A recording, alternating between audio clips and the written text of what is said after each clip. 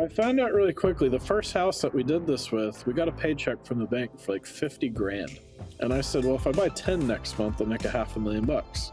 So I bought 11. I did make $500,000, and all the wrong things I didn't think about.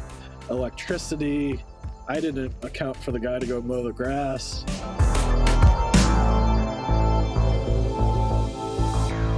What is up, everybody? Welcome to another episode of the Reside Platform podcast.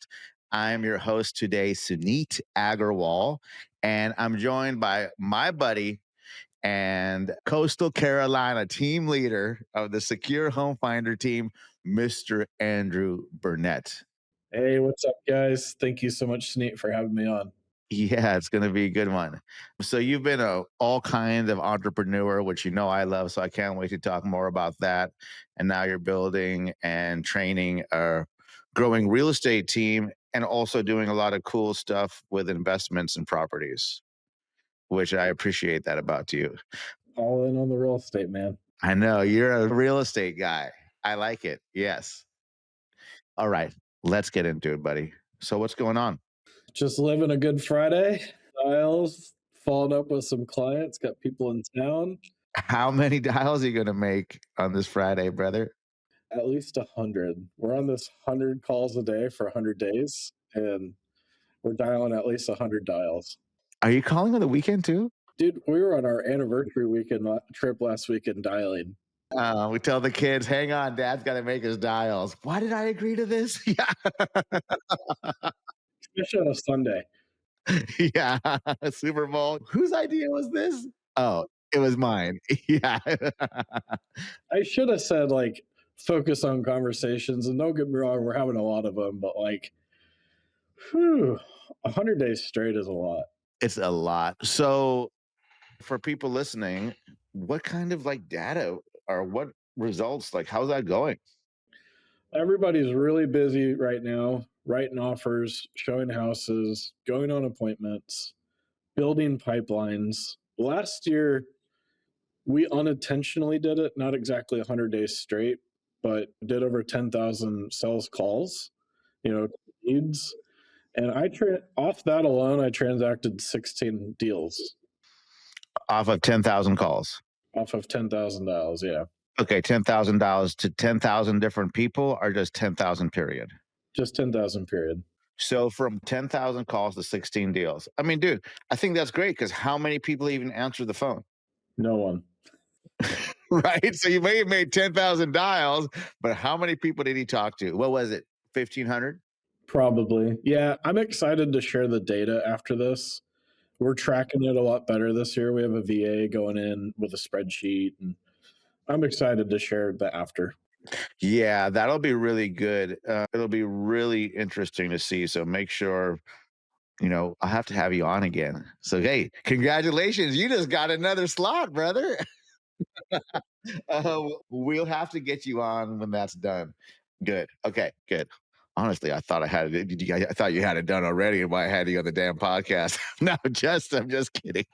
No, listen, I'm when that 100th day comes, I'm taking a day off. Yeah, you friggin' better at least one.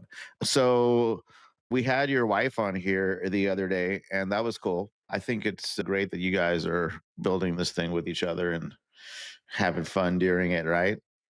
Yeah, we found out really early on that we both just need to let each other do what each other does best and step out of the way, because I had the team when her and I got married, and initially when she would like give me a suggestion, it didn't come off as a suggestion. It came off as, "Oh, you're doing it wrong." Or at least that's how I heard it, right? Because that's the ego thing for husbands, bro. 100%. 100%. So I don't know what ended up happening, but someone said to me basically one day, like, basically listen to what they're saying. You got to hear what they're saying, not hear what you think they're saying. So I kind of slowed down and realized that she came from a good place. Obviously, don't know everything. So that was no problem to admit that. So we've definitely grown a lot quicker together than just me trying out here to do it all on my own. And Allie's a great business partner and wife. And she puts in the work. She makes the dials too, right? She's doing the 100 dials. She's in the office next to me making dials right now. Yeah, see? And because you guys, everybody listening, that's what it fucking takes is conversations. Quit trying to hide behind, I don't know, like doing a podcast or something. And we have a podcast. Yeah, you guys have a podcast. Exactly. We had 5 recordings this week. Oh, wow. That sounds like you're trying to bulk.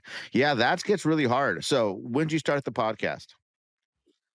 I think January, maybe December. It was Allie's idea. She's like, let's do this podcast. And I'm like, yeah, sure. And then it evolved overnight. And then one day she goes, we need people on the show. And I'm like, sure. So I went on Facebook and I just scrolled through everyone I know that's in real estate, even people I don't know really well, and just shot them a direct message. And I'm like, hey, would you hop on the show? And it was, I said this to someone the other day. I said, having a podcast is really cool because we pay for coaching, right? And value it and all the other things. But like, we've gotten people on the show that we would typically have to pay for to be around, and they're happy to do it. So it's been really neat to see it from that perspective. It's a good way to just meet people more, to like learn more about people too, right? Like, I'm your coach, but we don't ever talk about this other shit because we're focused on business, right? And maybe we see each other at an event for 30 minutes, right? But on the next event, we'll get some lots of hangout time coming up in April. Coming up in April, April 9th. Do you John's Farm? know at Robert's Beach House? And he has a boat back there that we'll be using. So it's dope. Yeah. April 9th, guide only event. Yes. So let's talk about your entrepreneurial like history because I'm a little bit of an entrepreneur too, and I like it and I like talking about it, not just in real estate, although definitely there too. What? So you did a lawn care business as a youth, huh? Youngster, young hustler. I love it. Pizza franchise? Yeah. So early on, lots of family members in a restaurant. Because you live in Myrtle and that's what people do there, right? Well, I'm not originally from here, man. I'm originally a Midwest guy. Grew up an hour and a half outside of St. Louis, Missouri, in Illinois, Southern Illinois. Very far from Chicago. I've never been, by the way. Because everyone always says that. Oh, you ever go to Chicago? Grew up in this diner. My family didn't own it by any means. They just ran it. And as a young kid, I remember like washing dishes on a chair, bussing tables. And it was a really small town. It was actually in Crossville, Illinois, right? Crossville. And I mean, you drive by it on 64 and you blink and you're past it, right? So the diner shuts down, and a lot of my family go start working for Pizza Hut.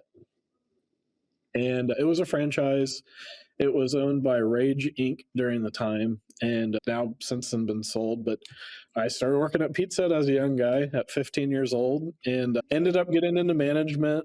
And everyone always said, "Oh, your family ran it, so you got management." Nah, they made me work like double as hard. Able to be promoted by them. It was like by their upper management bosses that had to promote me. It was usually a promotion with no raise. So, right. So I did that and ended up doing the pizza gig for a long time. Moved to Myrtle Beach initially to open a food truck. And I never opened the food truck because they zoned it out. And I was young, and I ran a Pizza Hut here as a franchise, and we were the top 10 store in the whole world by sales volume. What does that mean? That you did a bunch of upsales or what? Oh yeah, 100% upsold. Never ran out of anything. I had a staff of 80 in a Pizza Hut. Damn, dude. And it was a full service, like sit down, buffet bar, the whole nine, delivery. And I just learned really early on to hire a bunch of people like me and just train them to do it. Right? Maybe not me per se, but I just trained everyone how to do my job. And then my job got really easy because I just had a bunch of other people doing it. Right. And left that. I ran KFCs for a while. It was the franchisee owner was trained by Colonel Sanders himself. And their original agreement was on a handshake. No lie. The guy was super old. And then I had met a friend who had been a business owner, had done lots of things, was from all over the world. And he just kept like planning like more entrepreneur in me. And I was like, well, I did that lawn care thing as a kid, but I was a young guy. I had kids. I was married. And it was like really difficult initially to like leave a salary. Right. So I guess breaking into being an entrepreneur, like the first real thing entrepreneurial I did again, believe it or not, was Uber. So I became an Uber driver. At the time I was a manager at a resort for the food and beverage department. And I started making more money driving Uber at night than I made in my salary. So I'm like, well, so I quit. I ended up leaving doing that. And like the next week, Uber lowered its prices. So I'm like scrambling around. What should I do? I tried selling timeshare.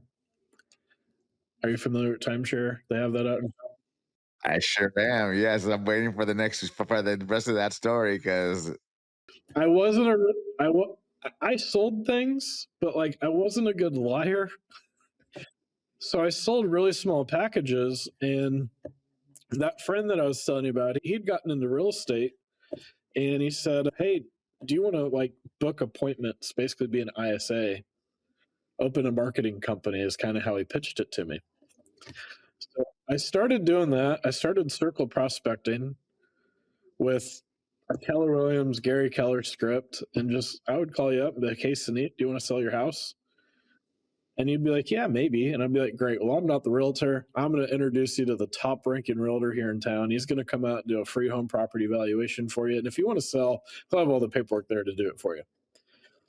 And that was cool. And one day, as I was dialing, I was scrolling on Craigslist and I saw an ad for marketing. And I said, well, I kind of have a marketing company. So I began marketing at this point for timeshare companies, and I would send people to the presentations. So I had kiosk at the mall, I had kiosk at piers, at water parks, at raceways, at all at all the tourist stuff. And I grew a team at one point of like 15 or 16 people to staff all these locations. I worked 1099. And the friend that I initially was getting these appointments for, he's like, "Hey man, get your real estate license. Get your real estate license." And I'm like, "Oh, okay." So we're here at the beach. We're pretty seasonal. I was sitting at one of my locations down on the boulevard on the ocean, and I just popped up my laptop and I started taking the classes. Right. So I got licensed. I partnered with this team. And initially he's like, "Well, instead of me going on the appointments, now you're going to go on the appointments." So I did that. And I realized pretty early on that I wasn't the best listing agent without training, of course. Right. And I kind of gravitated towards buyers, ended up getting some PPC leads and did that. And fast forward, I was selling a good amount of money. I had the timeshare business, booking tours still going. At this point, probably only had like one or two employees. And I ended up leaving that team and I said, well, I'm going to start my own team. And I originally named it Burnett Investment Group because I thought, well, I wanted to invest in real estate and I'd work with investors, and I'd worked with investors in the past. Grew a team to like 2 or 3, 4 agents at most at a time, but was that constant up and down as a team owner, team real. And one day I was scrolling on Facebook and this is so random, but I wanted to get my teeth whitened. So I'm scrolling on Facebook and I see this teeth whitening event at a hotel in Surfside Beach as a Facebook ad. And I said, $80? Sure, I'm going to show up. So I show up to this event. There's a line at the door. This guy whitened like 120 people that day. And I sat there for like 45 minutes and I'm like, man, this guy's printing money. So this was a Sunday. I got my teeth whitened. Before and after was, oh my gosh, for like 3 days. But I called him up on Monday and I was like, hey man, do you franchise this business? and I had my little real estate team going. I'd bought my first, at the time, planned to be an investment property here at the beach. I was remodeling it nights and weekends. And he goes, well, I don't franchise it, but I do this training class. So fast forward, I'm now a team leader. I'm investing in real estate and I have this teeth whitening business. And this was like, I don't know, right after COVID, rates had just kind of started going high. Fast forward, I met my now wife, Allie, and she didn't believe me. I was like, yeah, I own all these businesses. None of, I mean, it sounded really cool, right? To say I own. Totally. It usually only sounds cool. It just means that you're just hella unorganized. Yes, 100%. And she's like, you need to focus on one thing. And I'm like, I've heard that before. So we shut down the teeth whitening company. We sold the first rental, made pretty good money on it. And we really focused on growing a real estate team. And we partnered with Reside last June. And when we partnered with you guys initially, we had 5 agents and we went from 5 to 20 pretty quickly. KFR the whole time. And right now we're hovering about 18 agents, counting her and myself. We don't have any extracurricular businesses besides real estate. Yeah. But I mean, you do own how many investments? 59 currently. Yes, 59. So what's your strategy and whole thoughts on buying investment properties? That was in 2 years, by the way.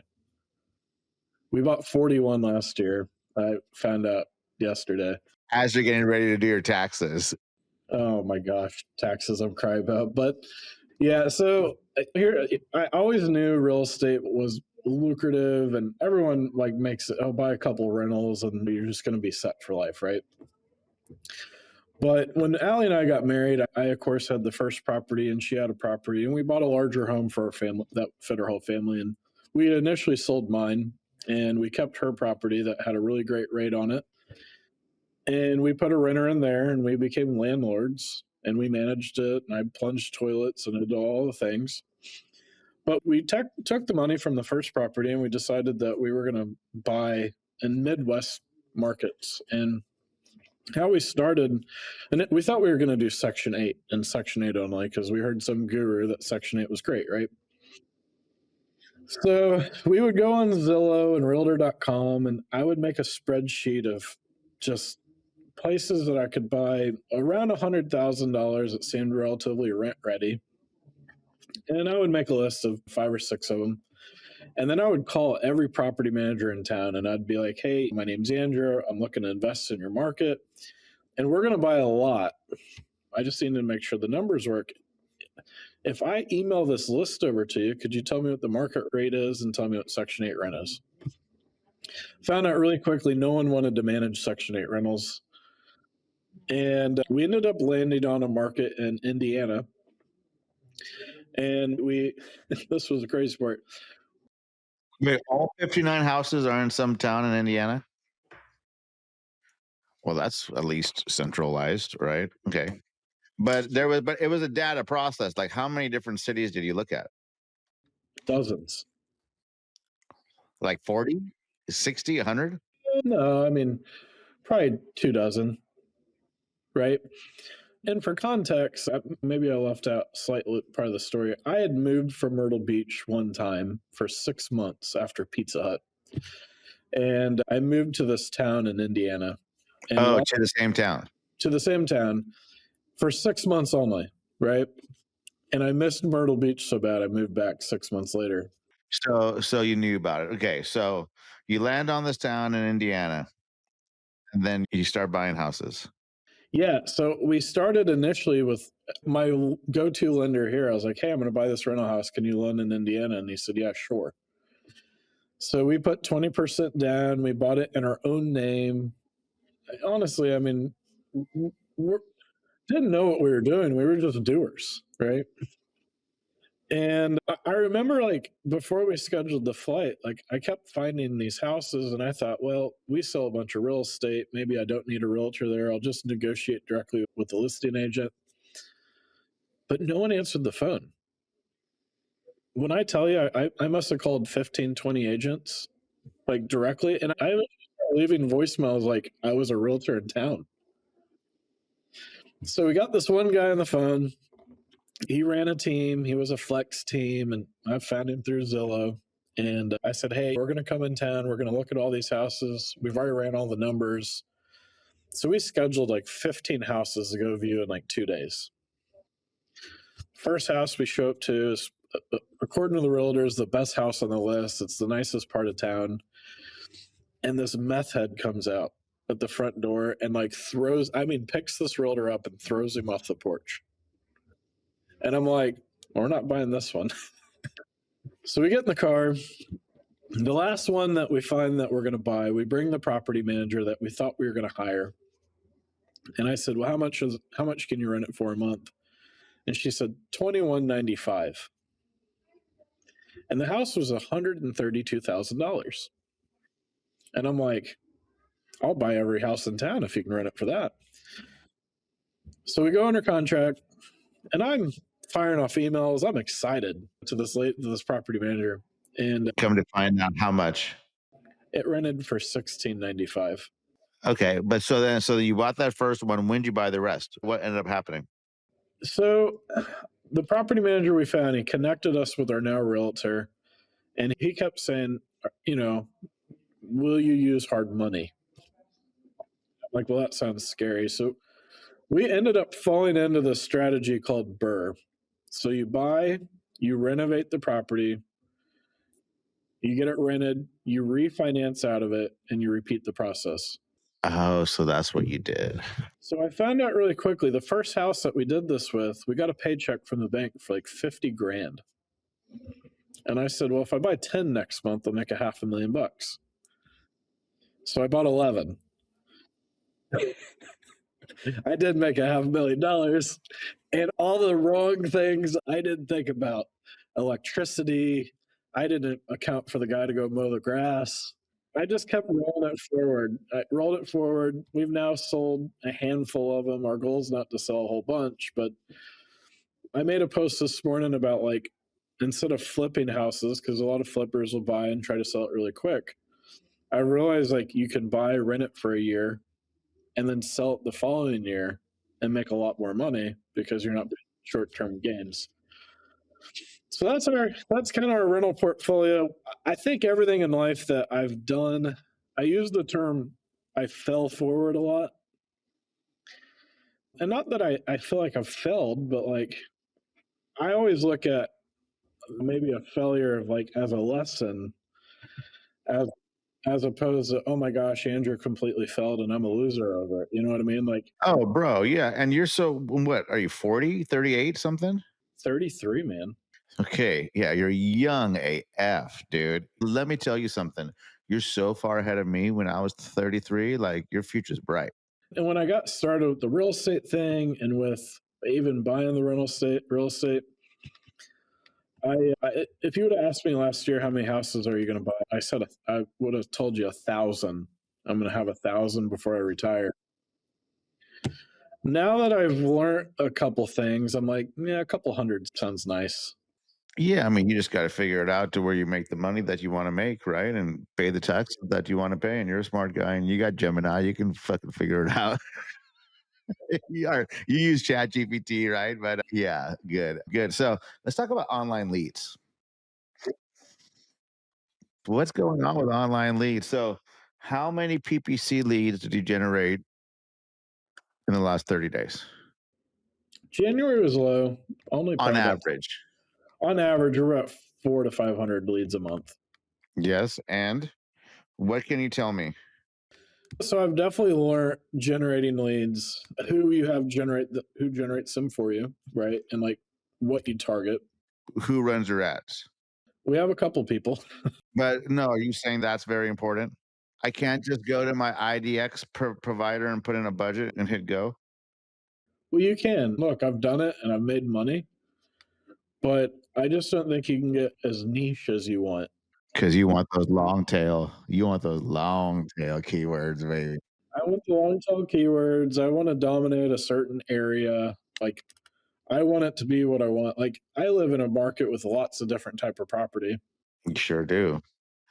Lots of mini golf courses too, just FYI, if you didn't know. Lots of butt. I would preferably never like to sell a condo ever again. They're a pain in the butt, right? And very early on, especially when I had IDX companies do my leads for me, like, Get a bunch of condo leads. or we have trailers on the ocean here, man. But you know that I also love Myrtle and Carolina, so Yeah. South Carolina. Welcome to South Carolina, right? Yeah, So, I love it, dude. I think Myrtle's awesome. yeah, no, I mean, great place. We have lots of people who I love that beach, and I tell you all the time, I like Wild Dunes too, Isle of Palm. I really like it. it's nice. It's really nice down there. Yeah. Generate a bunch of leads. Found out very early on, you got to be very quick to call them. How quick? Like 5 minutes? Like, tried to in seconds. I mean, it's unrealistic to say, hey, agent, call it within 30 seconds. But I'm telling you, the faster you are and you catch them while they're still on the website. Yes, I learned that early on. Catch them while they're still scrolling. So a lead comes in, and you guys use Follow Up Boss, right? Of course you do, and I knew that, but that was just a question, anyways. So it goes in a Follow Up Boss. What's that? And you're using the money time pawns, aren't you? So for everyone listening, money time pawns is a lead routing strategy kind of developed by one of our reside coaches, Mr. Chris Snow. Wouldn't you say so?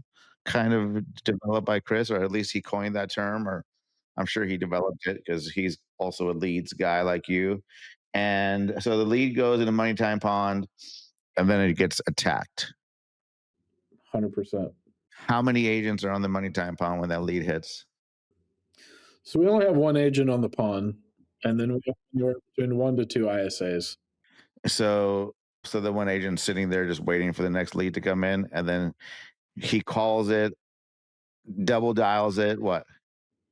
Yeah. So lead comes in, agent double dial, shoot a text. A text from within the CRM. Yeah. And we are experimenting with iMessage text right now. How about email? Yeah, the agent, no, but we have it set up on a drip campaign. Automated, yeah. So this is some automated drip starts. How about saved search from the IDX provider email? Yep, automatically. Any lead that comes in, it'll go into Ylopo, set them up on a search. What if that lead doesn't answer after 2 calls We call them 30 times. that first day? Oh, I know. So they stay in the pawn until that money time pawn until we've dialed them 30 times. And that's usually in 7 to 10 days. Okay. And how many text messages? A lot. Well, there's AI text going on from Raya and As much as possible. yeah. And how many, like, what percentage of people are you guys getting a hold of, you think, in the first 10 days? I do know for every 100 people I call, about 10 pick up the phone. Okay. So 10%, right? And I have a recruiting appointment setting company where we make phone calls, and pickup rates usually about 12%. So you're right. Now, of those 10 out of 100, how many do you think you have like good conversations with? Newer agent that's not a season, Average. at least average for our team is 70 to 80%. Okay, 70 to 80% 2-minute conversation. And then from there depends on intent and skill set. And the other thing I want to throw in there, so like the agent doesn't take the lead from the pond unless they have a converting conversation of 2 minutes or more. Right. And what we've realized is leads just don't say the agent's name and don't get worked. And the agent is building a good pipeline of people that they're having good conversations with, up to, depending on where they're at, up to about 100 team leads. Good. Okay. So 100 team leads is your cap. I was going through I have an live audit call every Friday with my team. And we did it right before this. And yeah, a lot of my agents have like less than 50 leads, and it makes me happy. Right. Makes me feel it. So newer agents with us, until they're converting anything, we don't allow them to have over 50. And I tell most agents our highest converters stay between like 50 and 75. Yeah, for sure. Yeah. I mean, and at the same time, like, it's not only agents, it's just people. Like my CRM, my GHL for Suneet Agrawal, I got 45,000 leads in there. I ain't special. It just means I ain't working them right. Anyhow, well, I got salespeople who just got in this hiring this morning. I got some great salespeople. As good. What advice do you have for the agents listening to this? Like working leads or just anything in general? A real estate agent listening to this, what advice do you have for a typical realtor you think might listen to this episode? Put in the work. The work works. Now, you're going to say, Andrew, what's the work? And I'm going to say, pick something. Pick something and do a lot of it. Yeah. Do so much that there's undoubtedly there's no reason for you not to be successful. Yes. I have a little mantra I write down every day that I stole from Hormozy. It's volume negates luck. I write that in my journal daily as a reminder. Volume negates luck. Good. So do the work. Now, what advice do you have for a team leader who might be listening to this episode? Don't try to do everything on your own. Yes. Quit being the superhero. Yeah. Delegate. Think like a CEO. Love it.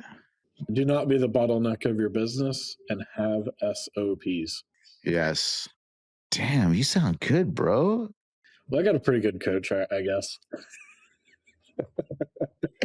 Oh, look at Andrew. I'm so proud right now. He's saying the right shit. If somebody wants to send you a referral, how do they send it to you? Call Allie. You're going to give your wife's number out? How about if they want to connect with you on social? We'll actually put the links in there too. Because, dude, real quick, you've been trying to up your social media game, haven't you, buddy? You seeing that? Yeah. Like 5 to 6 posts a day. I'm trying. Yes, I see that. Did you go to my social media class this week? No. I'm going to try to watch the recording though. Okay, well, just at some point, you're busy making calls. Keep on making those calls, but that's good. What's your AI flavor of the month? Man, I'm still ChatGPT. We've put so much into it. It has all. There's nothing wrong with that at all. It's personal preference, right? Yeah, and it has an app in your pocket that you can talk to, and it's super easy. I will say my second favorite AI thing that I use. So I don't watch TV, but I watch way too much TikTok. And there's a TikTokscript.com, and you can put the video in it, and it gives a script of what's said in the video. Like if I'm trying to help find content to put on social media. Oh, you just scrape a TikTok video? I just scrape the TikTok video, I throw it into a GBT, it spits out a post, and I upload it. Perfect. What a great workflow. Perfect. And the funny thing, Allie wrote our vows when we got married. And there's actually something in our vows actually about TikTok, believe it or not. Yeah. That we won't get mad at each other for watching TikTok at the end of the day. Because we both will just doom scroll and we know it about each other. Same. Okay. Yeah. All right. Well, you guys, Andrew dropped some fire about leads, about hustling, about that BRRRR, whatever, BRRRR, buying and holding and refinancing. This dude has how many houses? 59, you said? 59 doors, yeah. 59 doors. So definitely you could learn something from Andrew. Hit him up if you have any questions about sending him a referral. And hit him up, definitely. And I really hope that you guys got something out of this episode. If you did, which I know you did, share, subscribe, ring the bell, all those little terms, share with a friend. And we'll see you on the next episode of the Reside Platform Podcast. Peace.